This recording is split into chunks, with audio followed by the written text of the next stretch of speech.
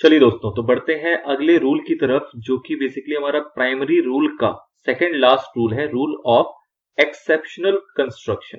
अब ये rule of exceptional construction का मतलब क्या है, एक बार पहले इसका एक ब्रीफ ओवरव्यू ले लेते हैं और उसके बाद इसके अंदर जाएंगे कंपैरेटिवली। जैसे कि आपने देखा था रूल नंबर 1 जो था आपका लिटरल कंस्ट्रक्शन, वो थोड़ा सा लेंदी था। वो जो रूल था वो हमारा कंपैरेटिवली लेंदी रूल था, उसी के पैटर्न पे थोड़ा सा लेंदी ये भी है। बाकी सारे रूल छोटे छोटे थे, बट प्राइमरी रूल के अंदर दो रूल है थोड़े से लेंदी हैं। जो रूल नंबर 1 था लिटरल कंस्ट्रक्शन, वो तो था ही नो डाउट काफी लेंदी, उतना नहीं है बट स्टिल कहीं ना कहीं ये भी थोड़ा लेंदी है। पहले समझते हैं कि इसका मतलब क्या है। Sir, rule of exceptional construction, तो ये वर्ड जो है एक्सेप्शनल, इसका आपको मोटा मोटा मीनिंग पता है कि जहां पे हम कंस्ट्रक्शन के सारे रूल्स के अलावा कुछ यूनिक बात करें या बाकी रूल्स को छोड़ के बात करें, तो वो हमारा एक्सेप्शनल एरिया बन जाता है। मतलब कि आप कंस्ट्रक्ट तो कर रहे हैं, आप इंटरप्रिटेशन तो कर रहे हैं, लेकिन वहां पे कोई एक्सेप्शनल रूल लगा रहे हैं कि भाई साहब ये जनरली लगता है लेकिन यहां मत लगाओ। इस टाइप की चीजें हैं, तो इसको हम कहते हैं एक्सेप्शनल कंस्ट्रक्शन। ठीक है, मतलब क्या है इसका? तो जैसे कि आपने देखा कि हमने एक जनरल एक रूल पढ़ा क्या कि सर जितने वर्ड्स यूज हुए हैं हमारे किसी भी एक्ट या एनेक्टमेंट के अंदर, उन्हीं सभी को इफेक्ट देना जरूरी है। मतलब कि हर एक वर्ड का कोई ना कोई मीनिंग होनी चाहिए, कोई ना कोई एप्लीकेबिलिटी है, और जो भी उसकी मीनिंग और एप्लीकेबिलिटी है वो पर्पस फुलफिल होना चाहिए अगर वो किसी भी स्टैट्यूट के अंदर मेंशन है तो, no doubt. But exceptional construction ये कहता है कि सर जी अगर कुछ वर्ड ऐसा आपको मिल जाए ना जिसका इफेक्ट देने से दिक्कत हो रही हो, दिक्कत हो रही हो का मतलब क्या है कि अगर मैं इसका इफेक्ट दे दूंगा तो जो हमारा एक्ट है और उसका जो ऑब्जेक्ट है वो डिफीट होने लगेगा, तो बड़ी बात हो गई। मतलब क्या है कि अगर एक किसी वर्ड का, किसी एक सेक्शन का या किसी एक फ्रेज का अगर आप इफेक्ट देने लग रहे हो तो उससे जो एक्ट का ऑब्जेक्टिव है, जो एक्ट का इंटेंशन है, वो डिफीट होने लगेगा। तो वैसी सिचुएशन में इस वर्ड को ऐसा करना, गोली मार देना। ऐसे वर्ड को आप क्या कर सकते हो, गोली मार सकते हो, मतलब इग्नोर कर सकते हो। ये समझ लो कि वो एक्ट के अंदर लिखा ही नहीं है यार, खत्म करो टेंशन, कोई कंस्ट्रक्शन कोई इंटरप्रिटेशन की आवश्यकता ही नहीं है। पॉइंट नंबर 1 कि जब कभी ऐसा हो कि कोई वर्ड को अगर आप इफेक्ट देने लग रहे हो तो उसकी वजह से एक्ट का जो ऑब्जेक्टिव है, जो एक्ट का जो इंटेंशन है, वो खतरे में आ जा रहा है, तो उस सिचुएशन में आप उस वर्ड को एलिमिनेट कर सकते हो, इग्नोर कर सकते हो, ये मान सकते हो कि वो एक्ट में है ही नहीं। नंबर 1। नंबर 2 कि अगर उस वर्ड का इफेक्ट देने से कोई सेंस निकल के नहीं आ रहा, मतलब नॉनसेंस वाली बातें अगर हो रही हैं, उसका अगर आप मतलब निकालते हो तो उसका कोई सेंस ही नहीं है। जहां पे उसको लिखा गया उसका कोई पर्पस ही अचीव नहीं हो रहा, क्यों लिखा पता नहीं, क्या मतलब डाला ही क्यों, समझ नहीं आ रहा, कोई सेंस नहीं निकल रहा, तो उस केस में भी कहा जाता है कि इस वर्ड को आप क्या कर सकते हो, एलिमिनेट कर सकते हो, इग्नोर कर सकते हो, ये मान सकते हो कि वो एक्ट के अंदर लिखा ही हुआ नहीं है। ठीक है सर, तो ये तो एक बेसिक चीज आई कि एक्सेप्शनल यहां पे क्या है कि भाई साहब किसी वर्ड से अगर हमारा ऑब्जेक्ट खतरे में आ रहा हो या अगर उससे कोई सेंस ना निकल रहा हो तो मान लो कि वो वर्ड आपका एलिमिनेटेड है, उस स्टैट्यूट के अंदर कभी था ही नहीं। नंबर 1। नंबर 2, सिर्फ इतनी सी बात नहीं है, और कुछ बातें। और कुछ बातें का मतलब क्या है कि सर आप एंड का मतलब क्या समझते हो? एंड का मतलब हम समझते हैं कुछ भी जोड़ना, किसी भी प्रकार का एडिशन। मतलब कोई अगर दो सेंटेंस के बीच में या दो वर्ड के बीच में अगर एंड लिखा होता है तो हम कहते हैं ये भी और ये भी, दोनों का दोनों एक साथ माना जाएगा।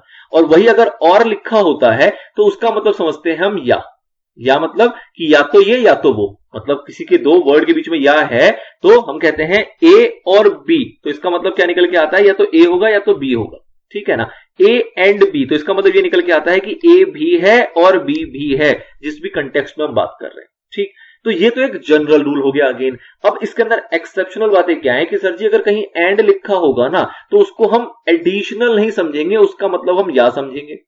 और अगर कहीं और लिखा होगा ना तो उसका हम मतलब हम या नहीं समझेंगे, उसका मतलब हम और वाला और समझेंगे, मतलब कि एडिशन वाला और समझेंगे। तो मतलब क्या हुआ कि ये दोनों के दोनों वाइसी वर्सा यूज किए जा सकते हैं डिपेंडिंग अपॉन दैट एक्सेप्शनल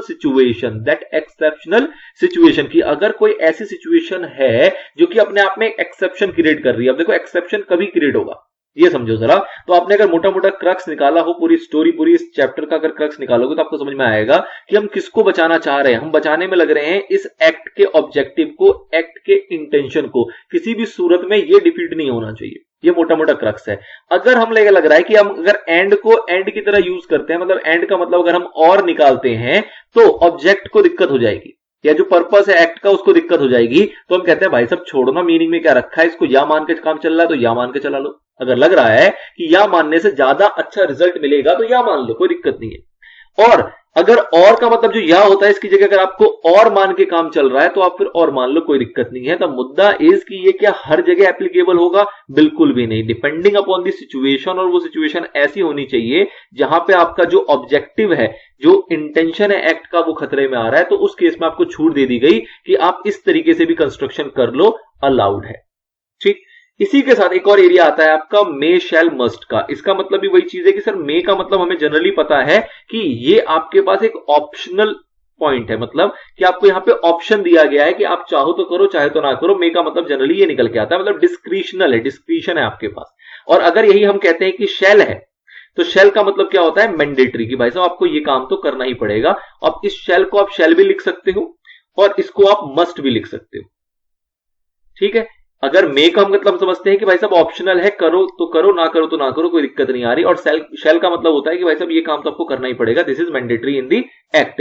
अब इस शैल की जगह आप मस्ट भी यूज करते हो तो मस्ट भी वही चीज निकल के आती है कि मस्ट का मतलब भी क्या है, मैंडेटरी है, करना पड़ेगा। This is the must point, मतलब ये एक इंपॉर्टेंट और एक तरीके से अनअवॉइडेबल इशू है या एरिया है जिसको हम अवॉइड नहीं कर सकते, लेकिन मे में आपके पास ऑप्शन होता है, आप अवॉइड भी कर सकते हो। अब ये तो एक अगेन जनरल रूल हो गया। अब इसके अंदर एक्सेप्शनल कंस्ट्रक्शन कैसे घुसेगा कि सर जी जहां हम मे समझ रहे हैं ना, इस मे को मैंडेटरी भी माना जा सकता है, और ये जो मैंडेटरी है ना इसको ऑप्शनल भी माना जा सकता है। मतलब मे जो है वो एज अ मैंडेटरी फॉर्म में भी यूज किया जा सकता है। किसी एक सेंटेंस में, किसी एक वाक्य में एक सेंटेंस लिखा हुआ है, उस सेंटेंस के अंदर अगर मे यूज किया गया है तो आप कह रहे हो सर जी इसका मतलब तो ऑप्शनल है। बट अगर उसको आप ऑप्शनल लेते हो तो जो पर्पस है उस सेक्शन का या उस एरिया का या पूरे के पूरे स्टैट्यूट का, वो आपका अचीव नहीं हो रहा, जो उसका इंटेंशन है वो अचीव नहीं हो रहा। तो हम कहते हैं भाई साहब ऐसा है ना, अंग्रेजी की हिंदी ना बनाओ, इस मे को तुम यूज करो एज अ सेल। मतलब इस मे को मानो कि हमें नहीं लिखा है, यहां पे शैल लिखा हुआ है। क्यों? क्योंकि उससे पर्पस बचा रहेगा, एक्ट का जो ऑब्जेक्टिव है, जो उस सेक्शन का ऑब्जेक्टिव है, जो उस प्रोविजन का ऑब्जेक्टिव है, वो बचा रहेगा। तो इसलिए अगर कभी ऐसा बचाव करना हो तो हम कहते हैं कि तुम अब मे को ना मे ना समझो, समझो कि ये शैल है, क्योंकि ये मैंडेटरी फोर्स में इसको यहां पे लिखा गया है। जो इंटेंशन था इसको कोट करने का वो मैंडेटरी फोर्स में था। या कई बार कर्टेसी के लिए भी मे वर्ड यूज किया जाता है, जैसे कि हम किसी से कोई काम करवाना चाहते हैं और हमें लगता है कि हम उसको डायरेक्टली फोर्सफुली एक ऑर्डर नहीं दे सकते, तो मतलब ऑल्डो उसको करना है लेकिन एज अ ऑर्डर फॉर्म में नहीं लिख सकते, तो हम कहते हैं कि चलो मे वर्ड यूज कर लेते हैं। लेकिन सामने वाला ये ना समझे कि मे लिखा है तो हम करें या ना करें काम चल जाएगा, ना जी ना, लिखा मे है एज अ कर्टेसी, बट आप इसको शैल ही समझना और इसको आपको करना पड़ेगा, या इसको आप मस्ट ही समझना, इसको आपको करना ही पड़ेगा, ये आपको ऑप्शन नहीं दिया जा रहा। तो द थिंग इज अगेन कि आपको जो डिपेंडेंसी है वो किसके ऊपर है, पर्पस के ऊपर, कि भाई साहब मुद्दा क्या है, क्यों इस सेक्शन को लेके आए, क्यों इस लाइन को लेके आए, क्या इससे कोई फर्क पड़ेगा अगर इसको हम ऑप्शनल ले लें तो, और अगर पड़ेगा इससे कोई फर्क तो आपको ऑप्शनल ट्रीट नहीं करना, आपको इसको मैंडेटरी फॉर्म में ट्रीट करना है। और अगर लगता है कि नहीं जिसको मे लेने में कोई दिक्कत परेशानी नहीं आ रही है तो फिर तो मे है ही जो इसकी जनरली हम यूज करते हैं। क्या ऐसा हर जगह होगा कि जहां मे लिखा होगा उसको शैल बना देंगे, जहां शैल लिखा होगा उसको मे बना देंगे? नहीं जी, जो एरिया ही है वो क्या है, एक्सेप्शनल है। मतलब कहीं कहीं ऐसा होगा जहां पे जरूरत पड़ेगी, जहां पे उसको मे को मे मान के हमें दिक्कत पैदा हो रही होगी तो हम कहेंगे ना ना ना, मे तो लिखा ही नहीं, ये तो शैल लिखा है। तो इसलिए ये एक्सेप्शनल एरिया है और इसलिए इसको हम एक्सेप्शनल रूल के अंदर काउंट करते हैं। बहुत ही बेहतरीन रूल है और इसका मोटा मोटा मैंने आपको पूरा ओवरव्यू दे दिया स्टार्टिंग में, बट आपको पेपर में लिख के आना है आंसर, और आंसर में आपको यूज करना पड़ेगा अपने शब्दों को। और शब्द अगर आप जितना ज्यादा मॉड्यूल्स उठाओगे उतना ज्यादा आपके लिए फायदेमंद होता है, ये आपको पता है। तो आपको मैंने पूरा इसका क्रक्स बता दिया स्टार्टिंग में। आप इसको पढ़ते हैं, आपके मॉड्यूल के अंदर जो लिखा हुआ है, थोड़ा लेंथी चलेगा, टेंशन नहीं लेना, बने रहना और एंड तक इसको समझना। चलिए क्या कह रहा है, कह रहा है the rule of exceptional construction stands for, क्यों है, for elimination of the statutes and words in A statutes. मतलब स्टैट्यूट्स के अंदर एलिमिनेशन करने के लिए वर्ड्स को ये बेसिकली स्टैंड करता है। कौन से? Which defeat the real objective of the statute और मेक नो सेंस। या तो वो डिफीट कर रहा है ऑब्जेक्टिव को ही, जो भी उस स्टैट्यूट का रियल ऑब्जेक्टिव है, या फिर उससे कोई सेंस ही निकल के नहीं आ रहा, तो हम कहते हैं भाई साहब एलिमिनेट करो ना, इसको परे करो, साइड करो, कोई दिक्कत नहीं, इसकी जरूरत ही नहीं है।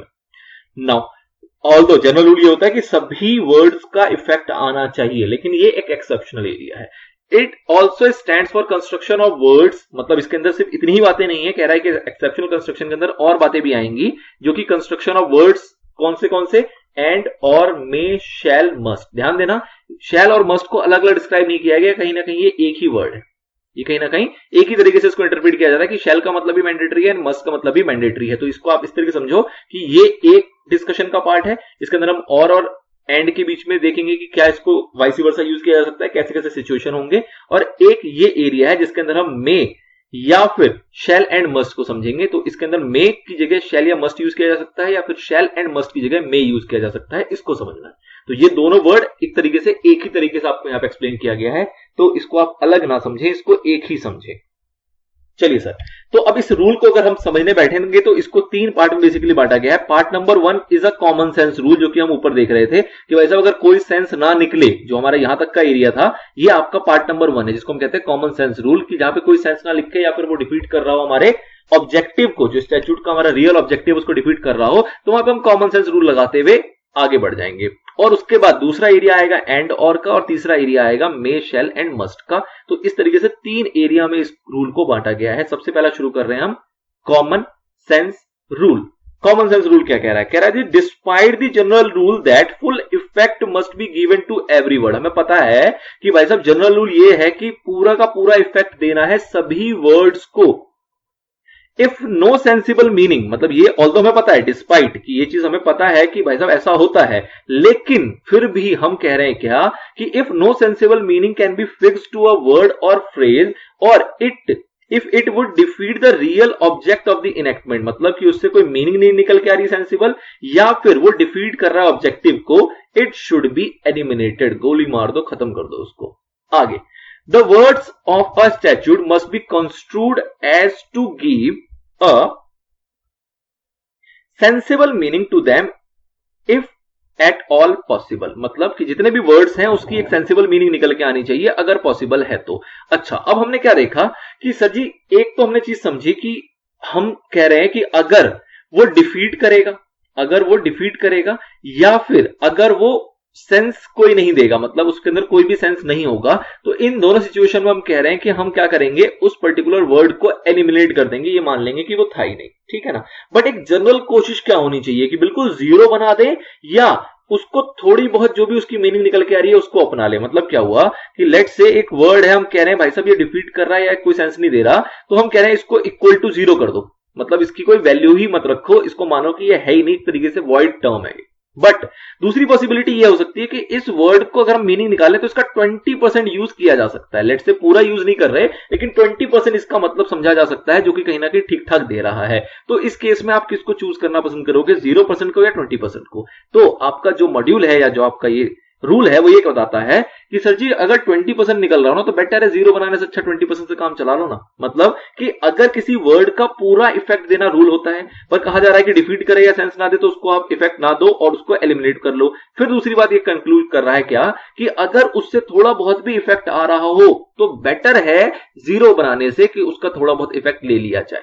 ठीक, तो क्या कह रहे हैं, they ought to be construed अल्ट्रेस मैगिस वेलिट क्वाम पेरेट, मतलब thereby that it is better for a thing to have effect than to be made void, मतलब कि किसी का भी इफेक्ट लेना ज्यादा बेटर होता है एज कंपेयर टू कि उसको हम void बना दें। तो इसलिए अगर उससे कुछ भी सेंसिबल मीनिंग निकल के आ रही है, इफ एट ऑल पॉसिबल थोड़ी बहुत भी, तो उससे अपन काम चला लेंगे, जीरो नहीं बनाएंगे। अगर लगेगा ना ना ना पूरा ही वर्ड नालायक है, बिल्कुल रत्ती भर उसके अंदर अच्छी चीजें कुछ नहीं निकल रही, किसी चीज का कोई सेंस नहीं निकल रहा, उसके अंदर थोड़ा सा भी सेंसिबल बातें नहीं है, तो उस केस में उस वर्ड या उस फ्रेज या उस सेंटेंस को आप पूरा का पूरा जीरो कर सकते हो, मतलब उसको गोली मार सकते हो।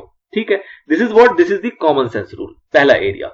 दूसरा एरिया है जहां पर हम एंड और एंड की बात करेंगे। एंड को क्या कहा जाता है सर? एंड जो है वो किसी भी दो वर्ड या दो सेंटेंस को जोड़ने का काम करता है, एडिशन का काम करता है, तो इसलिए उसको कहते हैं कंजक्टिव। और जो और है वो दो चीजों को सेपरेट करता है, या तो ये वाला या तो ये वाला, तो इसलिए उसको कहा जाता है डिसजंक्टिव। ठीक है सर, तो ये दो टाइप के वर्ड हैं, कंजक्टिव एंड डिसजंक्टिव वर्ड्स, जिसको हम और एंड से समझते हैं। द वर्ड और इज नॉर्मली डिसजंक्टिव, मतलब कि जनरली, मतलब एक नॉर्मल सेंस में हम बात करें तो और का मतलब होता है कि ये दो वर्ड को अलग करता है, इसको डिसजंक्टिव पढ़ा जाता है। और जो एंड है इसको नॉर्मली कंजक्टिव पढ़ा जाता है। ठीक है सर, ये तो एक नॉर्मल बात हो गई, बट ये नॉर्मल है। इस और को आप कंजक्टिव भी ले सकते हो और इस एंड को आप डिसजंक्टिव ले सकते हो, depending upon the situation. Situation का सिर्फ एक ही मुद्दा है, मैं बार बार कह रहा हूं इस चीज को, कि क्या मेंटेन करके रखना है आपको, intention of the act, object of the act, वो डिफीट नहीं होना चाहिए। उसको बरकरार रखने के लिए आप इसको वाइस वर्सा भी यूज कर सकते हो। ये पूरी कहानी में यही चीज चलेगी, तो इसको आपको पकड़ के रखना है अपने साथ। Now however at times they are read as vice versa to give effect to the manifest intention of the legislature as disclosed from the context। तो obvious बात है, जो इंटेंशन है लेजिस्लेचर का, जो कि उसके कंटेक्स्ट से निकल के आ रहा है, उसको इफेक्ट देने के लिए आप इसको वाइस वर्सा भी यूज कर सकते हो। देखेंगे अभी एग्जांपल को भी, फिलहाल तो ये चीज आपको पहले समझ में आ चुकी है। This would be so where the literal reading of the word produces an unintelligible or absurd result. मतलब कि अगर हम उसको पढ़ते हैं और अगर और को और ही समझते हैं, एंड को एंड ही समझते हैं, मतलब लिटरली उसकी रीडिंग करते हैं, तो वो एक प्रकार का अनइंटेलिजिबल और एब्सर्ड रिजल्ट दे रहा है। मतलब उसका जो रिजल्ट है वो कहीं ना बिल्कुल सेंसिबल नहीं है, उसके अंदर उटपटांग बातें हो रही है जो कि जम नहीं रही, अपने को समझ में नहीं आ रही कि चल क्या रहा है। अगर इसको हम और को और की तरह समझे और एंड की तरह समझे तो okay. In such a case and may be read as or for and even though the result of so modifying the word is less favorable to the subject। अब ध्यान देना कि भाई साहब कह रहा है कि एंड को और की जगह यूज कर सकते हैं, और को एंड की जगह यूज कर सकते हैं, इवन दो कि जो उसका रिजल्ट होगा वो लेस फेवरेबल होगा टू द सब्जेक्ट। लेकिन शर्त क्या है, provided that the intention of the legislature is otherwise quite clear. लेकिन ऐसा करने से जो हमारा लेजिस्लेचर का इंटेंशन है वो बिल्कुल क्लियर हो जाएगा, बिल्कुल साफ हो जाएगा। तो अगर सब्जेक्ट के लिए, जिस सब्जेक्ट में उसको हम यूज कर रहे हैं वहां के लिए अगर वो लेस फेवरेबल भी है, फेवरेबल है, ध्यान देना, अनफेवरेबल नहीं कह रहा, लेस फेवरेबल है, मतलब थोड़ी सी अगर इससे कमी पेशी हो रही है, चेंजेस करना पड़ रहा है, तो कोई दिक्कत नहीं, कर लो। लेकिन शर्त क्या है कि भाई साहब इंटेंशन बरकरार रहना चाहिए। मतलब इंटेंशन बरकरार रहने के लिए ही आप ऐसी एक्टिविटी कर सकते हो, अदरवाइज नहीं कर सकते। एग्जाम्पल को देखते हैं, बहुत ही बेहतरीन एग्जाम्पल है, ऑल्दो अगेन एक डिफरेंट एक्ट का एग्जांपल है, बट कोई बात नहीं, मॉड्यूल का पार्ट है तो हमारे लिए यही सर्वोपरि है। क्या कह रहा है, in the official secrets act 1920, एक एक्ट की बात की गई, official secrets act 1920, as per section number 7, any person who attempts to commit any offence under the principal act or this act or solicit or incites or endeavours to persuade another person to commit an offence. मतलब खुद से कोई offence करे या किसी और को प्रोत्साहित करे, उसको उकसाए कोई भी ऐसा ऑफेंस करने के लिए, कमिट एन ऑफेंस और एड्स और अबेट्स एंड, अब ये एंड है जिसके लिए एग्जांपल आपको दिया गया है, ठीक है ना।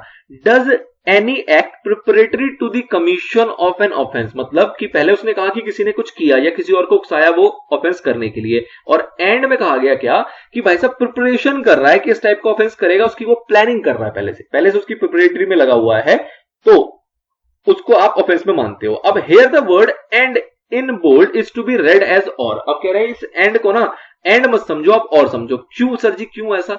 तो देखो कहा गया कि कोई अगर खुद से कोई ऑफेंस करेगा या किसी और को उकसाएगा तो उसके ऊपर आपका ये सेक्शन 7 जो है वो लग जाता है, ठीक है सर। अब साथ ही में कह रहा है कि अगर एंड का मतलब क्या है कि किसी ने कमिट किया या किसी को उकसाया, तो दोनों के बीच में उस बंदे का प्रिपरेशन होना चाहिए। अगर ये एंड हो जाएगा तो ये कहीं ना कहीं इसको क्या कर रहा है, एब्सर्ड रिजल्ट दे रहा है। मतलब कि किसी ने अगर ऑफेंस किया है, हो सकता है प्रिपरेटरी किसी और ने किया हो, मतलब कि उस ऑफेंस का होपफुली लेट्स से मैं कहता हूं कि ए वो ऑफेंस को कमिट कर रहा है, लेकिन उसकी प्रिपरेशन वो जो करवा रहा है वो करवा रहा है सी से, ठीक है ना। अगर हम एंड कहेंगे तो एंड का मतलब क्या हुआ कि जो कमिट करेगा इस ऑफेंस को वही व्यक्ति उसका प्रिपरेशन करेगा, तभी जाके ये एप्लीकेबल हो पाएगा सेक्शन। बीच में क्योंकि क्या डाल दिया, एंड डाल दिया, तो जब ए ही अगर कमिट करेगा और ए ही उसकी प्रिपरेशन करेगा तभी जाके तो ए फंसेगा, अदरवाइज तो ए फंसेगा ही नहीं, कहेगा जी ये इसने किया, ये इसने किया, आपने तो एंड लिखा था, मतलब एक ही बंदे ने दोनों काम तो किए नहीं है, तो ये सेक्शन एप्लीकेबल नहीं होगा। तो ऐसे ही अगर किसी को हम उकसा रहे काम करने के लिए, कोई ऑफेंस करने के लिए, तो अगेन ऑफेंस के लिए हम उकसा रहे, हो सकता है प्रिपरेशन वो खुद कर रहा हो, सी ने उकसाया इसको ऑफेंस करने के लिए तो सी तो फंसा, लेकिन ये कह रहा है कि भाई साहब मैंने तो उकसाया था लेकिन मैंने प्रिपरेशन नहीं की थी और एक्ट के अंदर एंड लिखा हुआ है तो मैं तो बच गया। तो इसलिए कहा जा रहा है कि ये एंड गलत है, यहां पे क्या कर दो और से क्या हो जाएगा भाई साहब, आप कमिट करो या फिर और ये वाला और आपने किसी और को सॉलिड किया, किसी और को इंसाइट किया कि भाई साहब तुम कमिट करो ऑफेंस, या फिर आपने प्रिपरेशन करी है ऑफेंस को कंप्लीट करवाने के लिए उसकी आप पहले से तैयारी कर रहे हो। तो इन तीनों सिचुएशन में आप कुछ भी कर लो, आप ऑफेंसिव माने जाओगे और आपके ऊपर सेक्शन एप्लीकेबल हो जाएगा। तो ये आपको ज्यादा क्लियर रिजल्ट दे रहा है। और इस सेक्शन का जो पर्पस है, ऑब्वियस सी बात है, पर्पस क्या है कि भाई साहब जो गुनहगार है, चाहे वो सोच रहा हो, चाहे वो कर रहा हो, चाहे किसी और से करवा रहा हो, उसको धर लो। तो ये इसका पर्पस है। तो पर्पस इससे अचीव हो पाएगा, अदरवाइज ये कहीं ना कहीं एब्सर्ड रिलेट दे रहा है और यहां पे ये लूप होल क्रिएट कर रहा है। तो ऐसी सिचुएशन अगर बनती है कहीं भी किसी भी एक्ट के अंदर, तो कहा जाता है भाई साहब इस एंड को एंड ना समझो, क्योंकि पर्पस अचीव नहीं होगा इससे। तो आप इसको क्या मानो, और। ठीक है, तो here the word and in bold is to be read as or, reading and as and will result in unintelligible and absurd sense and against the clear intention of the legislature। legislature का जो clear intention है उसके ये against जा रहा है, तो इसलिए वैसे इसको end नहीं समझेंगे। आई होप आपको समझ में आया हो कि कब ऐसा किया जाएगा, कब end को और बनाया जाएगा, एंड सेम इसी वे में आप कब और को end की तरह यूज कर सकते हो। तो मुद्दा क्या है, आपको इंटेंशन बरकरार रखना है और देखना है कि उसके रिजल्ट का कोई ना कोई सेंस होना चाहिए। नेक्स्ट एरिया आता है मे, मस्ट एंड शेल। अब इसमें काफी आपको डेप्थ कह सकते हो मॉड्यूल के अंदर कंटेंट प्रोवाइड किया गया है, बट कोई दिक्कत नहीं, प्रोवाइड किया गया, हम रीड कर लेंगे। मोटा मैंने आपको ओवरव्यू पहले दे दिया था कि मे का मतलब क्या होता है, मस्ट एंड शेल को किस तरीके से यूज किया जाता है और इसका मतलब क्या होता है। इन दोनों को आपस में वाइस वर्सा कर सकते हैं। ओवरऑल जो हमारा बेस है कि कब ऐसा किया जाएगा, तो भाई साहब मुद्दा वही है कि इंटेंशन बरकरार रखना है हमें उस प्रोविजन का, उस एक्ट का, उस स्टैट्यूट का, और उसके लिए हम इसको आपस में खेल सकते हैं और हमें कोई रोक नहीं सकता। ठीक, चलिए, कह रहा है before discussing this aspect, obviously बात हम पहले बात करेंगे कि जैसे कि मे को कहा जाता है कि डायरेक्टरी है और मस्ट एंड शेल को कहा जाता है कि मैंडेटरी है। तो पहले इस वर्ड को समझने के लिए आपको यहाँ पे एक कंटेंट प्रोवाइड किया गया है फर्स्ट पैराग्राफ के अंदर, जिसके अंदर इस वर्ड को बताया गया। मोटा मोटा आपको बताया सर डायरेक्टरी का मतलब क्या होता है और मैंडेटरी का मतलब क्या होता है। मैंडेटरी वो जो आपको करना ही पड़ेगा, अगर नहीं करोगे, उल्लंघन करोगे उस बात का, तो कहीं ना कहीं पेनल्टी प्रोसिक्यूशन में फंस जाओगे। लेकिन ऑप्शनल में वाला डायरेक्टरी का मतलब क्या होता है कि आपको वहां पर ऑप्शन दी गई है कि अगर आपको लगता है कंफर्टेबल उस प्रोविजन के साथ साथ तो आप उसको कर लो, और नहीं भी करते हो तो आपको कोई प्रकार का जुर्माना नहीं देना पड़ेगा और अब वो वायलेशन नहीं माना जाएगा उस पर्टिकुलर एक्ट का। दिस इज डायरेक्टरी, ये जनरली आपको पता है। फिर जो क्रक्स है इसको समझने की, इस चैप्टर में इसको यूज करने का, वो यही पर्पस है कि इस मैंडेटरी को डायरेक्टरी बनाया जा सकता है और डायरेक्टरी को मैंडेटरी बनाया जा सकता है डिपेंडिंग अपॉन द सिचुएशन। अगर हमें लगता है वहां पर इसकी जरूरत है तो ये हेराफेरी अलाउड है ना। तो कहा जा रहा है कि भाई साहब it would be worthwhile to note the terms, इसको बिल्कुल नोट करके रख लो, आप भी नोट करके रख लो कि मैंडेटरी एंड डायरेक्टरी का क्या मतलब है। Practically speaking the distinction between a provision which is mandatory and one which is directory is that when it is mandatory it must be strictly observe. अगर कोई भी आपका मैंडेटरी होगा तो उसको स्ट्रिक्टली ऑब्जर्व किया जाएगा। And when it is directory it would be sufficient that it is substantially complied with, मतलब कि अगर वो डायरेक्टरी नेचर का है तो आपने मोटा मोटा उसकी कंप्लायंस कर दी, चल जाएगा, बिल्कुल आपको स्ट्रिक्टली पूरा पूरा फॉलो करने की आवश्यकता नहीं होती है। However, we have to look the substance and not merely the form। अब ये थोड़ी इसकी डीप बात जा रही है कि हमें सब्सटेंस देखना है, ऐसा नहीं कि भाई साहब मैंडेटरी लिख दिया तो मैंडेटरी हो गया, डायरेक्टरी लिख दिया तो डायरेक्टरी लिख दिया। ना ना ना ना, मुद्दे को समझो कि मुद्दा क्या है, सब्सटेंस क्या है। An enactment in mandatory form might substantially be directly, मतलब कि अगर उसका फॉर्म मैंडेटरी है तो हो सकता है कि वो सब्सटेंशियली डायरेक्टरी हो। And conversely a statute in directory form में इन सब्सटेंस भी मैंडेटरी, अगर किसी के अंदर फॉर्म झलक रहा है, मतलब उसके वर्डिंग झलक रहे हैं कि वो डायरेक्टरी है, लेकिन हो सकता है उसका सब्सटेंस जो है, जो उसका मुद्दा है उस प्रोविजन का, वो आपको उसको मैंडेटरी करता है कहीं ना कहीं, तो उस केस में वो मैंडेटरी ही माना जाएगा, ऑल्दो वहां पे लिखा हो डायरेक्टरी या फिर में ना। Hence, it is the substance, ये सारा का सारा डिपेंड करेगा सब्सटेंस के ऊपर, that counts and must take precedence over the mere form, मतलब कि वो फॉर्म्स के ऊपर अपनी जगह बना लेता है कि मुद्दा क्या है, सिर्फ और सिर्फ जो लिखा है उस पर आपको ध्यान नहीं देना। If a provision gives a power, it is a kind of example, यहां पे एग्जाम्पल दिया गया है कि अगर कोई प्रोविजन पावर देता है coupled with a duty it is mandatory, मतलब कि अगर किसी प्रोविजन के अंदर किसी को पावर दी जाती है कि भाई साहब चेयर में ये काम कर सकता है और उसको ड्यूटी भी दी जाती है, तो क्या ये ड्यूटी जो होगी ये ऑप्शनल है? क्या ये ड्यूटी जो उसके अंदर दी गई है क्या ये ऑप्शनल? अगर किसी को पावर दिया गया उसके साथ ऑब्वियसली बात है उसको कुछ ना कुछ ड्यूटी भी मिलती है, और जो ड्यूटी होती है that duty is mandatory, no doubt in this, कि आपको पता है कि सब्सटेंस यही है। किसी को पावर दिया गया तो ऑब्वियसली बात है कुछ उसके साथ काम भी तो दिए होंगे, कुछ कर्तव्य भी होंगे जो उसको निभाने होंगे, और नहीं निभाएगा तो वो कहीं ना कहीं एक्ट को क्या करेगा, वॉइड क्रिएट करेगा, मतलब इनवैलिडेट करेगा, और उसके अंदर वो फंस जाएगा, मतलब उसकी कहीं ना कहीं प्रोसिक्यूशन के अंदर वो आ जाएगा। तो ऑब्वियसली बात है किसी को भी अगर पावर दी जाती है along with duty, तो that duty is also a mandatory part. Whether it is or is not so would depend on such consideration as, अब इसके ऊपर क्या consideration इन्होंने दी है वो देखो। The nature of the things empowered to be done, मतलब कि आपको कोई पावर दी गई, भाई साहब तुम्हारे पास ये पावर है और तुम्हें ये सारे काम करने, तो आपको देखना पड़ेगा कि क्या काम उसको करने के लिए कहा गया है, किस चीज की उसको एम्पावर की गई, किस चीज के लिए एम्पावर किया गया है कि किस टाइप के काम को वो करेगा, ठीक है ना। उस काम के परिणाम क्या होंगे, अगर वो काम नहीं होता है तो कोई दिक्कत नहीं आ रही, कोई परेशानी नहीं है, या अगर नहीं वो काम नहीं होता है तो पब्लिक सेफ्टी के अगेंस्ट हो जाएगा या किसी को उससे खतरा पहुंचेगा, तो ऑब्वियस सी बात है फिर तो अगर आपने वो काम नहीं किया तो आप वहां पे रिस्पॉन्सिबल हो जाओगे और आप कहीं ना कहीं पनिशेबल होगे। तो मुद्दा क्या है कि आपको देखना पड़ेगा कि नेचर क्या है, जो उस चीज के लिए आपको इंपावर किया गया जिस काम के लिए, उसका नेचर क्या था, इंपॉर्टेंट है। The object for which it is done, जो काम आपको दिया गया, जो आपको पावर दी गई, जो ड्यूटी दी जा रही है, उसका ऑब्जेक्टिव क्या है, नेचर कि किस प्रकार का वो काम है जो आपको करना है, उसका ऑब्जेक्टिव क्या है, क्यों आपको पावर दी गई है, क्या उसकी जरूरत थी, क्या उद्देश्य था, मुद्दा वो आपको समझना पड़ेगा। The person for which benefit the power is to be exercised, मतलब कि किसको उसका बेनिफिट मिलेगा, जिसको उसको पावर को एक्सरसाइज करना है, उसको इसका क्या बेनिफिट मिल रहा है। अगर कुछ बेनिफिट मिल रहा है तो ऑब्वियस सी बात है आपको फिर ड्यूटी भी वहां पे निभानी पड़ेगी, सिर्फ फायदा लेके आप दूसरा अपनी रिस्पॉन्सिबिलिटी पार्ट को अवॉइड नहीं कर सकते, तो आपको दोनों चीज को पैरेलल लेके चलना होता है। तो मोटा मोटा ये आपको एग्जांपल दिया गया, नथिंग एल्स। नाउ अब वन बाय वन इसकी इंटरप्रिटेशन के अंदर आते हैं और फिर इसको एक एक करके खत्म करते हैं। सबसे पहला पार्ट आता है मे। आपको पता है सर जनरली मे का मतलब क्या होता है कि ये आपको एक टाइप की मीनिंग देता है which is a kind of optional, कि भाई अब मे है, चाहो तो कर लो चाहो तो ना करो, कोई दिक्कत परेशानी नहीं है। लेकिन हमेशा ऐसा नहीं होता, कभी कभार मे वर्ड लिखा होता है लेकिन दैट मीन्स कि वो कंपल्सरी नेचर का है, ठीक है।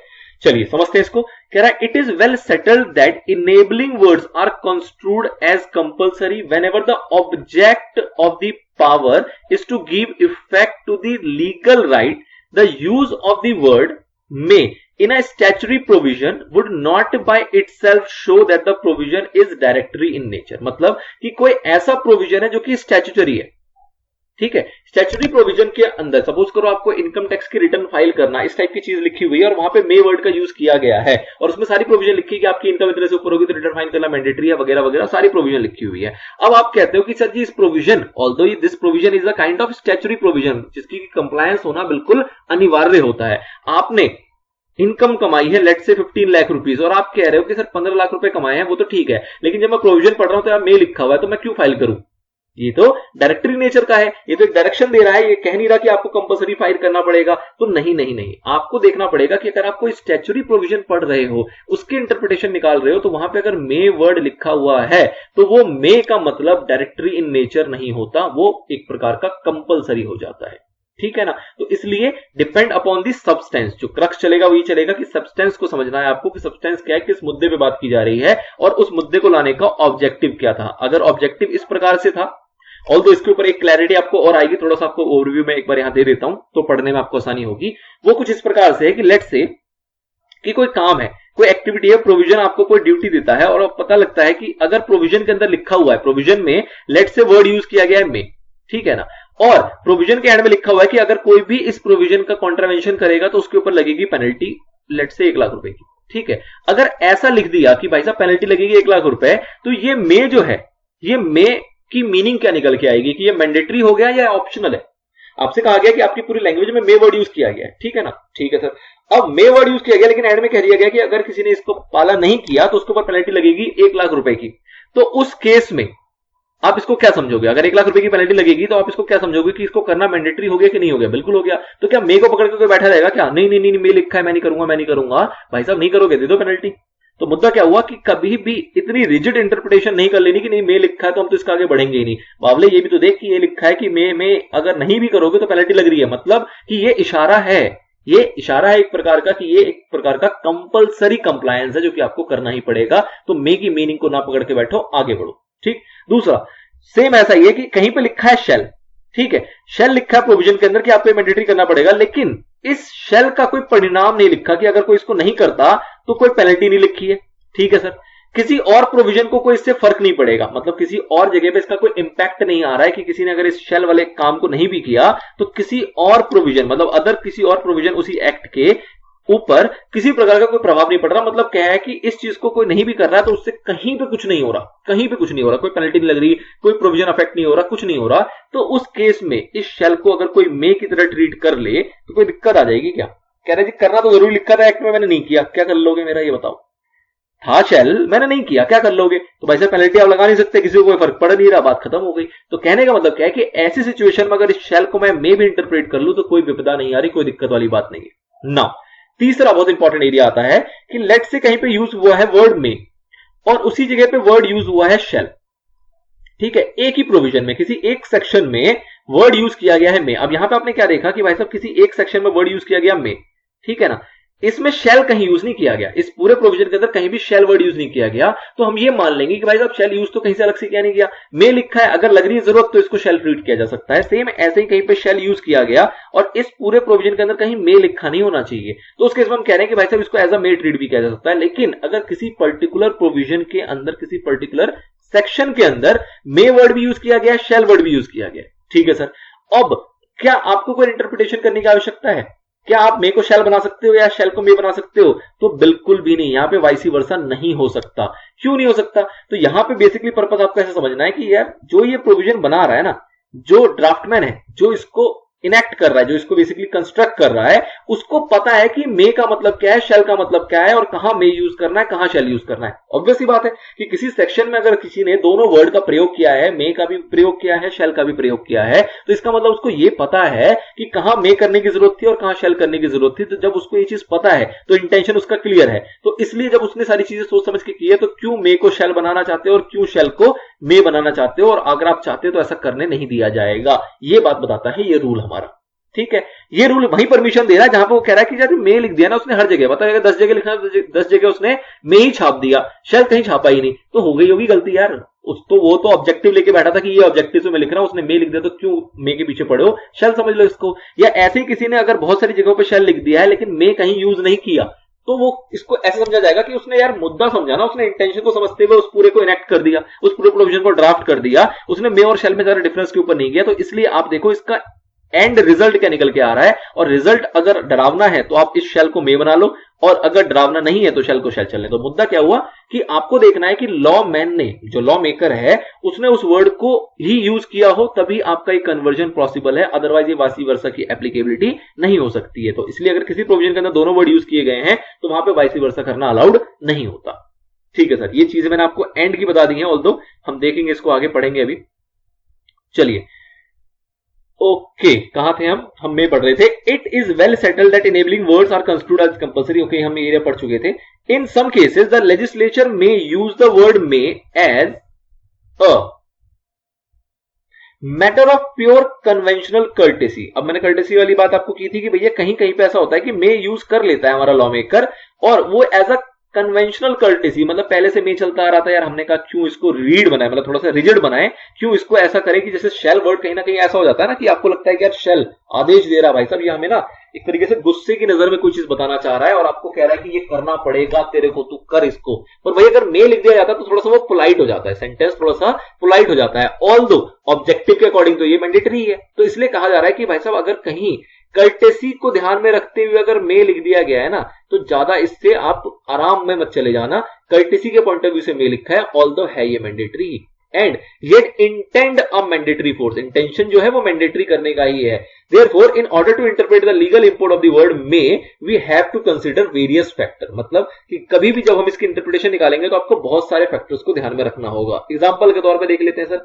आपको ऑब्जेक्टिव समझना पड़ेगा एक्ट का, स्कीम समझना पड़ेगा किस स्कीम के तहत उस एक्ट को बनाया गया है, कंटेक्स्ट समझना पड़ेगा, बैकग्राउंड समझना पड़ेगा, against which the words have been used, मतलब जिस कंटेक्स्ट में उस वर्ड को यूज किया गया है वो क्या था, बैकग्राउंड क्या था, the purpose and the advantages of the act sought to be achieved by use if these words are the like, मतलब कि अगर इस वर्ड को इसी तरीके से यूज करेंगे तो क्या पर्पस अचीव होगा, क्या फायदा मिलेगा उस एक्ट को, उसको भी आपको समझना पड़ेगा। मतलब क्या हुआ कि इन सभी फैक्टर्स को जब आप ध्यान में लग के इंटरप्रिटेशन करोगे तब आपको समझ में आएगा कि इस मे को मे की तरह यूज किया जाए या फिर इसको शेल की तरह यूज करना ज्यादा बेहतर होगा। तो इसलिए कई सारे फैक्टर्स पर डिपेंड करता है, इन सारे फैक्टर्स को आपको ध्यान में रखते हुए ही इंटरप्रिटेशन करनी होती है ना। अब कुछ एग्जांपल के तौर पे कुछ बातें आपको और क्लियर की गई हैं, उसको और देखते हैं। कह रहा है where the word may involves a discretion coupled with an obligation, मतलब कि एक वर्ड में मे दिया गया जिससे आपको लग रहा है कि डिस्क्रिशन है, लेकिन उसके साथ कोई ना कोई आपको ऑब्लिगेशन भी दी गई है। ऑब्लिगेशन का मतलब कुछ इस प्रकार से होता है कि आपको ये करना पड़ेगा, नहीं करोगे तो ये हो जाएगा। करना पड़ेगा, नहीं करोगे तो इतनी की फाइन लग जाएगी, करना पड़ेगा, नहीं करोगे तो इतने का जुर्माना भरना पड़ेगा, या किसी और को आपको रिम्बर्स करना पड़ेगा, मतलब किसी प्रकार की आपको ऑब्लिगेशन आपके ऊपर ठहरा दी गई है। और where it confers a positive benefit to the general class of subjects, or where a remedy would be advanced and mischief suppressed, or where giving the word a directory significance would defeat the very object of the act, then word may should be interpreted to convey a mandatory force. ठीक है ना, तो कहा गया कि भाई साहब obligation है आपका, या फिर आपको कोई बेनिफिट वगैरह प्रोवाइड की गई है उसके तहत, या फिर जो मोस्ट इंपॉर्टेंट है कि भाई साहब जो हमारा ऑब्जेक्टिव है एक्ट का वो डिफीट हो रहा है, तो उस सिचुएशन में ऐसा करो, इस मे को आप एक तरीके से मैंडेटरी फोर्स की तरह ही ट्रीट करो, मतलब इसको एज अ शेल ट्रीट करो। दस where a discretion is conferred upon a public authority, अभी कुछ एग्जांपल आ गया, ठीक है ना, टेंशन ले रहा है, एग्जांपल चल रहा है कि thus where a discretion is conferred upon a public authority coupled with an obligation, the word may should be construed to mean a command, मतलब कि अगर किसी पब्लिक अथॉरिटी को एक डिस्क्रिशन दे दी गई, पब्लिक अथॉरिटी को डिस्क्रिशन देने का मतलब क्या हुआ कि सपोज करो कोई पब्लिक अथॉरिटी है, उसको कहा गया कि आप अगर चाहे ना तो कोविड के टाइम पे मे वर्ड यूज किया गया और कहा गया है कि कोविड के टाइम पे आप 10 से ज्यादा लोग एक जगह पे इकट्ठा नहीं होने देंगे, ऐसा किसी पब्लिक अथॉरिटी को कह दिया गया है, चाहे वो एमसीडी हो, चाहे वो आपकी क्या कहते हैं उसको जो एरिया बेस होते हैं, डिस्ट्रिक्ट अथॉरिटी हो, डिस्ट्रिक्ट ऑफिसर हो, जो भी हो, मतलब आपका कोई अगर गांव लेवल में बात करें तो जो पंचायत वगैरह के होते हैं आपके लोग, उनको कहा गया, मतलब किसी भी ऐसी अथॉरिटी, जो भी ऐसी पब्लिक अथॉरिटी है, उनको एक ऑब्लिगेशन दे दी गई और एक डिस्क्रिशन के साथ दी गई है कि आप 10 से ज्यादा लोगों को इकट्ठा नहीं होने देना ड्यू टू कोविड। ठीक, तो उस केस में क्या ये आपको एक ऑप्शन दिया गया है कि भाई साहब देख लेना 10 से ना मन भरे ना 15 तक अलाउ कर देना, कोई दिक्कत नहीं, 20 अलाउ कर देना, कोई दिक्कत नहीं, मन करे तो रोकना, ना मन करे तो ना रोकना, होने देना इकट्ठे जितने मर्जी हो रहे हैं, क्या ऐसे इसकी ट्रीटमेंट ली जाएगी, या ये माना जाएगा कि आपको एक प्रकार की कमांड दी गई है, आपको एक प्रकार का ऑर्डर दिया गया है कि भाई साहब ऐसा तुम्हें करना पड़ेगा, और अगर तुम नहीं करते हो ना तो तुम्हारे ऊपर कार्रवाई हो जाएगी, तुम्हें मिल जाएगी चार्जशीट। ठीक है, तो कहने का मतलब क्या हुआ कि thus where discretion is conferred upon a public authority coupled with an obligation, obligation के साथ वो आपको डिस्क्रिशन दिया गया, डिस्क्रिशन तो है लेकिन अगर उसके कॉन्सिक्वेंसेज होंगे तो वो आपका कहीं ना कहीं ऑब्लिगेशन बन रहा है।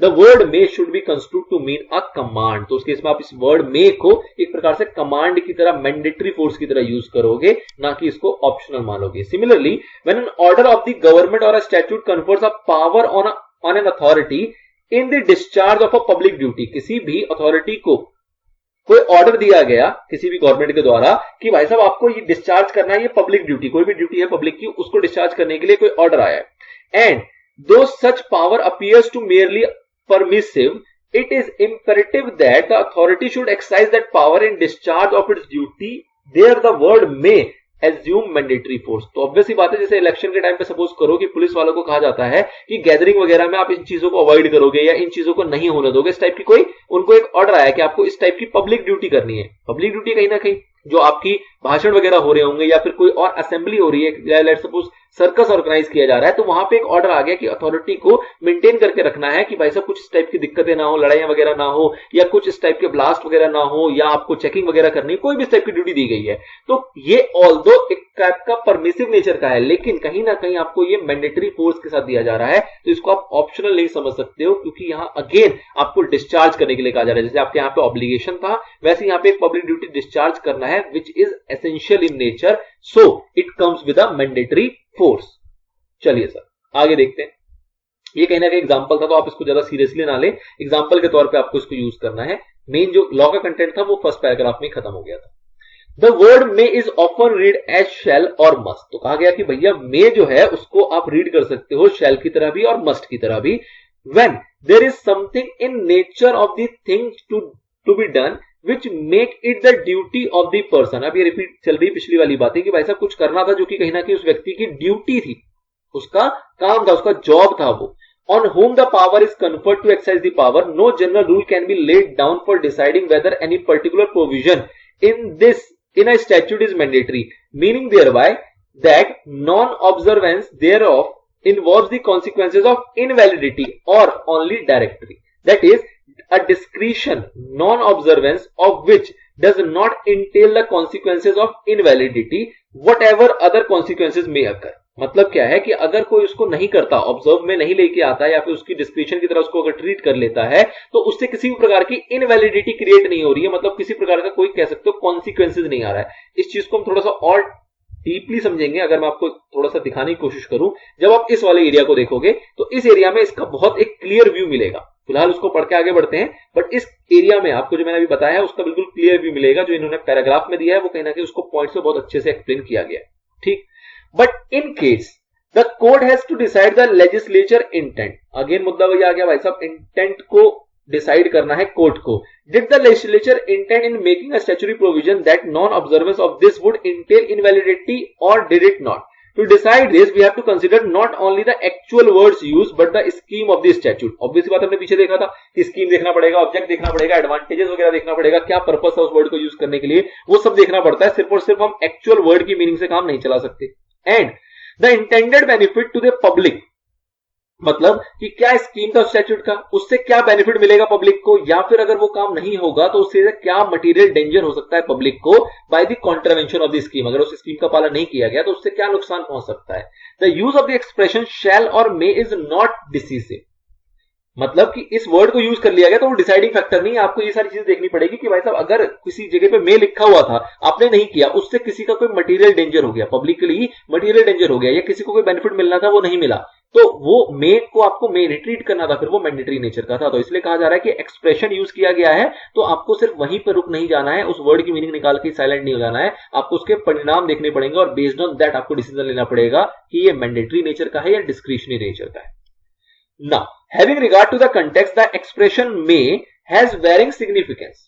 In one context, it may be purely permissive, while in another context, it may confer a power and make it obligatory upon the person invested with the power to exercise it as laid down. मतलब कहा गया कि may को एक तरीके से हो सकता है कि भाई साहब एक प्रकार का ये ऑप्शनल हो, और दूसरे कंटेक्स्ट में अगर समझे तो ऐसा भी हो सकता है कि ये आपको कोई ना कोई पावर दे रहा है और अलॉन्ग विद दैट कुछ ऑब्लिगेशन दे रहा है जो कि आपको फुलफिल करना पड़ेगा।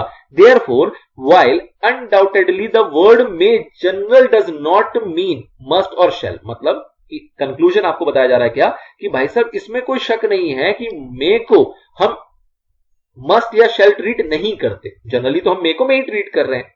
Yet the same word may is capable of meaning must and shall, लेकिन किंतु परंतु मे को मस्ट या शैल की तरह भी ट्रीट किया जा सकता है। कब? In light of the context in which it occurs, मतलब कि जिस कंटेक्स्ट में उसको लिखा गया है अगर उसकी रोशनी के अकॉर्डिंग हमें लगता है कि नहीं नहीं नहीं नहीं नहीं ये मे जो है ये मे नहीं है, या तो ये मस्ट होना चाहिए या तो ये शैल होना चाहिए, तो उस केस में हम इस मे की इंटरप्रिटेशन मस्ट या शैल से निकाल सकते हैं। तो दिस इज द क्रक्स या फिर मॉरल ऑफ द स्टोरी। ठीक है सर, बहुत ही बढ़िया। आगे देखते हैं, आगे बढ़ते हैं। आगे आपको मॉड्यूल बात करता है शेल के ऊपर। अब शेल में भी मुद्दा वही सारी कहानी चलेगी जो आपको बता दिया गया, बस पढ़ के चल रहे हैं, और वो जो एंड वाला एरिया आएगा वो आपके लिए इंपॉर्टेंट है, एग्जाम पॉइंट ऑफ व्यू से आपको उसको कोट करना इंपॉर्टेंट है, तो वो एक समझना आपके लिए एसेंशियल एरिया है। Now shall, the use of word shall would not of itself make a provision of act mandatory. तो अगेन ऐसे भी जैसे वहां पे शुरुआत की गई थी मे के अंदर, वैसे शेल में शुरुआत की गई, और कहा जा रहा है क्या कि भाई साहब शेल का मतलब ये ना समझ लेना कि मैंडेटरी हो गया। अगर कहीं पे शेल लिख दिया गया तो आप ये ना समझ लें कि ये मैंडेटरी हो गया। शेल का मतलब मे भी ट्रीट हो सकता है, कुछ फैक्टर्स हैं उसको समझेंगे। It has to be construed with reference to the context. आपको इसको कैसे समझना है? कॉन्टेक्स्ट के साथ रिलेट करते हुए समझना है कि भाई साहब इसके परिणाम क्या होंगे अगर शेल को शेल नहीं ट्रीट करते, मे ट्रीट करते हैं। अगर कोई परिणाम ही नहीं है तो मे मान लो, क्या दिक्कत आ रही है? In which it is used. Thus, as against the government, the word shall, when used in a statute, is to be construed as may. अगर कभी भी against the government कोई बात चल रही हो, कहीं पे कुछ लाइन लिखी हो, तो उस केस में shall को क्या माना जाता है? may माना जाता है, unless कि कोई contrary intention ना हो, unless a contrary intention is manifest, मतलब वहां पे कोई contrary intention ना निकल के आ रहा हो, तो उस केस में हम shall को क्या ट्रीट करके चलते हैं? may ट्रीट करके चलते हैं। Hence, a provision in a criminal statute that the offender shall be punished as prescribed in the statute is not necessarily to be taken as against the government to direct prosecution under that provision rather than under some other applicable statute. Ignore कर सकते हो आप इस area को, कोई ऐसी खास चीज नहीं थी, ऑल्दो सिंपल सी एक लाइन लिखी हुई है।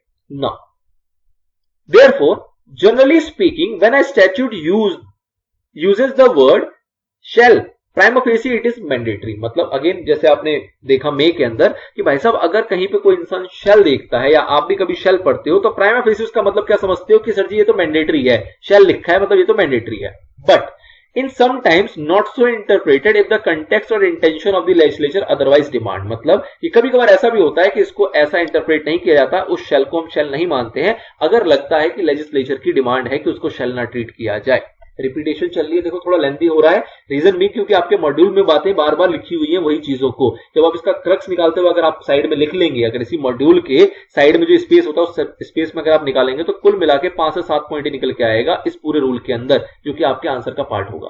बाकी रिपीटेशन चल रही है, ऑल्दो मैं एक रीडिंग मार के बस खत्म कर रहे हैं ताकि कुछ भी आपका ऐसा ना हो जो कि रह जाए या कोई इंपॉर्टेंट एरिया हो जो छूट जाए।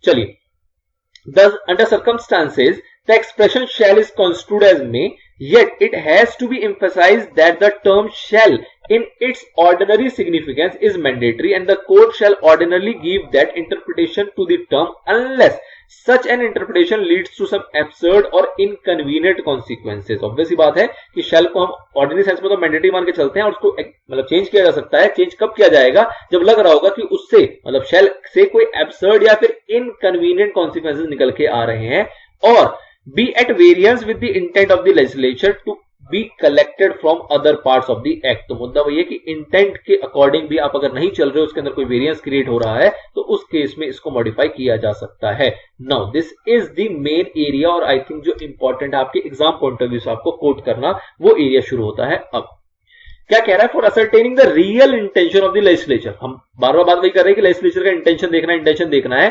तो कोर्ट जनरली क्या कंसीडर करता है? तो कोर्ट में कंसीडर अमंग्स्ट अदर थिंग्स में है, ठीक है ना। कोर्ट अपना दिमाग लगाएगा। जनरली यहां पे देखा गया है कि कोर्ट किस किस चीजों को कंसीडर करता है। Number 1, nature and design of the statute. भैया जो स्टैट्यूट है, इंटेंशन पर आप पता करना चाह रहे हैं हम, तो स्टैट्यूट का नेचर क्या है, डिजाइन किस प्रकार से है। The consequences which would flow from constructing it one way और द अदर। मतलब कि कॉन्सिक्वेंसेज क्या होगा अगर हम इसकी मीनिंग निकालते हैं शेल के नजरिए से और निकालते हैं मे के नजरिए से, तो उसके क्या कॉन्सिक्वेंसेज निकल के आएंगे उसको समझना। मतलब जो मैं आपको शुरू में कह रहा हूं, परिणाम देखना कि भाई साहब अगर इसको शेल मान लोगे तो परिणाम जो है उससे कोई फर्क ही नहीं पड़ रहा, या फिर शेल मान लोगे तो वैसा कांड हो जाएगा। तो आपको ये देखना पड़ेगा कि क्या कॉन्सिक्वेंसेज आ रहे हैं उसके फ्लो के साथ। Now, the impact of other provision by resorting to which the necessity of complying with the provision in question can be avoided। मतलब कि अगर प्रोविजन के अंदर कोई भी नेसेसिटी है, मतलब उसके अंदर शेल है, मैंडेटरी फोर्स है, अगर हम उसको अवॉइड कर देते हैं तो क्या उसका इंपैक्ट किसी और प्रोविजन के ऊपर भी पड़ेगा। जो मैंने आपको पीछे समझाने की कोशिश की थी कि अगर कहीं शेल लिखा हुआ है मतलब वो नेसेसिटी नेचर का है, अगर हम उसको अवॉइड कर दें, उसको हम ना माने, उसको हम एज अ मे ट्रीट कर लें, तो क्या किसी और प्रोविजन के अंदर कोई इंपैक्ट पड़ेगा उससे, ये भी आपको देखना पड़ेगा, चेक करना पड़ेगा।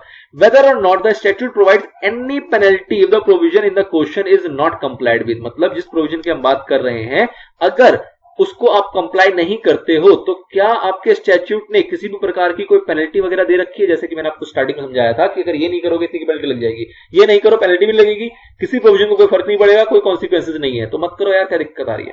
तो कहने का मतलब क्या हुआ कि ये सारी चीजों को आपको चेक करना पड़ेगा। If the provision in question is not complied with whether the consequences would be trivial और सीरियस। मतलब कि अगर ये जो भी हमारा मुद्दा चल रहा है, जो प्रोविजन की डिस्कशन चल रही है, अगर इसको हम कंप्लाई नहीं करते हैं, ऑल्दो ये कैसा है, शेल नेचर का है, लेकिन अगर इसको हम कंप्लाई नहीं करते हैं तो जो इसके कॉन्सिक्वेंसेज आएंगे वो चुन्नू मुन्नू होंगे, छोटे मोटे होंगे, या बहुत सीरियस नेचर का कॉन्सिक्वेंसेज आएगा, वो भी आपको चेक करना पड़ेगा। कॉन्सिक्वेंसेज ऑल्दो हम यहां देख रहे हैं, बट अब हम देख रहे हैं क्या कि कॉन्सिक्वेंसेज कैसा होगा, जो छोटी मोटी बातें हैं या कोई सीरियस नेचर का है। And the most important of all whether the object of the legislation will be defeated or furthered। मतलब कि किसी भी तरीके से ऑब्जेक्टिव का नुकसान तो नहीं हो रहा। अगर शेल को मे बना दोगे तो ऐसा नहीं हो कि ऑब्जेक्टिव का कोई नुकसान हो रहा, जो भी लेजिस्लेशन का हमारा ऑब्जेक्ट है, जो इंटेंशन है, तो उसका नुकसान नहीं होना चाहिए। तो हम देख रहे हैं सभी रूल्स के अंदर।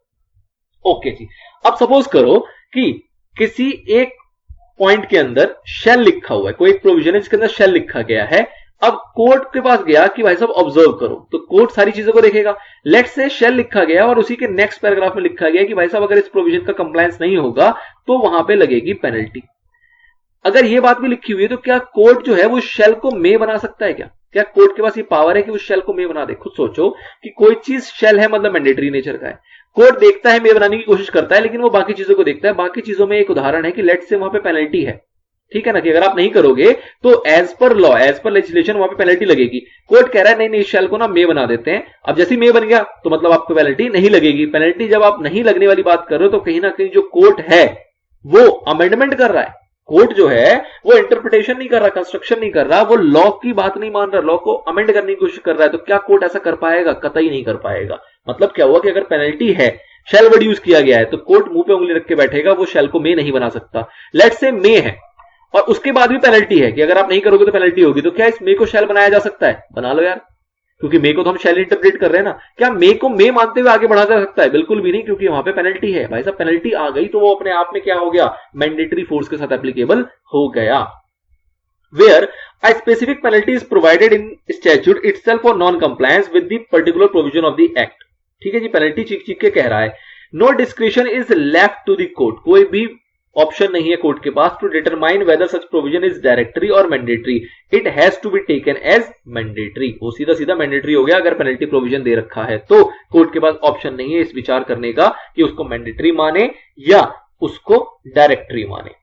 The use of word shall with respect to one matter and use of word, अब ये वो चीज है जो मैंने आपको क्लियर किया था, किसी प्रोविजन के अंदर लिखा गया है, कह रहा है the use of word shall with respect of one matter, किसी एक मुद्दे पे शैल लिखा गया, and use of word may with respect of another matter in the same section. एक ही सेक्शन के अंदर मतलब शैल भी यूज किया गया और उसी सेक्शन के अंदर मे भी यूज किया गया of at statute will normally lead to the conclusion that the word shall imposes an obligation, whereas the word may, मतलब shall है तो वो obligation create कर रहा है, whereas the word may confers a discretionary power। अब इसको समझो कि भाई साहब किसी एक सेक्शन के अंदर के ही प्रोविजन में shall भी यूज किया गया, वर्ड भी और may भी यूज किया गया, तो उसके इसमें shall का मतलब क्या मानेंगे भाई साहब? ऑब्लिगेटरी है, ऑब्लिगेशन है, यहाँ पे कोई डिस्क्रिशन नहीं है, मैंडेटरी नेचर का है। और may का मतलब क्या होगा कि एक प्रकार का डिस्क्रिशनरी पावर यहाँ पे आपको दे रहा है। यहाँ पे shall को may नहीं बनाया जाएगा, may को shall नहीं बनाया जाएगा, क्योंकि एक ही सेक्शन में दोनों वर्ड का प्रयोग किया गया है। इसका एक जनरल इंप्लीकेशन निकल के आता है कि जिसने भी इन वर्ड का चयन किया, जिन्होंने भी इन वर्ड्स को यूज किया है, वो इसका मीनिंग जानते थे और उन्होंने इंटेंशनली शेल को शेल यूज किया है, मे को मे यूज किया है। तो आपको यहां पे इंटरप्रिटेशन और इसकी एक्सचेंज करने की आवश्यकता नहीं है और आप ना ही इसको करोगे। शेल को ऑब्लिगेशन ही मानोगे और मे को आप डिस्क्रिशनरी ही मान के चलोगे। Now this is all about exceptional construction. बहुत लेंथी था, थोड़ा सा हमने इसको डीप भी बना दिया, कोई दिक्कत नहीं है। फर्स्ट टाइम स्टडी के लिए ऑब्वियसली आपको पूरी तरीके से इसको सोचना जरूरी है, बट कंक्लूजन में आप देखोगे तो 3 पॉइंट है इस पूरे रूल के और तीनों पॉइंट को आप कंक्लूड करोगे तो आपको मुश्किल से थोड़ा थोड़ा कंटेंट वहां पे लिखने के लिए मिलेगा, which is the overall content of the rule.